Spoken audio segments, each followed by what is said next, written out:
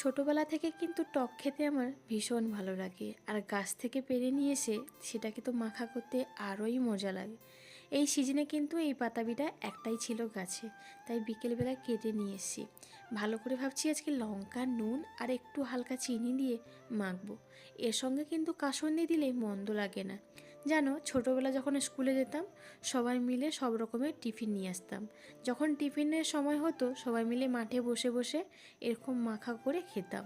সেই দিনগুলো বেশ মজার ছিল। এখন তো সংসার হয়ে পুরো ওগুলো ভুলেই গেছি, কিন্তু যখন মাখা করে খাই সবার সঙ্গে শেয়ার করি। পাশের বাড়ি আমার জায়ের মেয়েরা আছে, তো সবাইকে ডেকে একসাথে খেয়েই মজা করি। আজকে না এই বাতাবিটা মাখা করতে গিয়ে আমার এত টেস্ট লাগছিল বাতাবিটাকে। এখন জানো, আমি শেষে যখন ভয়েস দিচ্ছি ভিডিওতে, তখন টক দেখলেই কিন্তু আমার জিভে জল আসে। আর এটা দেখতে দেখতে যখন ভয়েস করছি পুরো জল থপথপ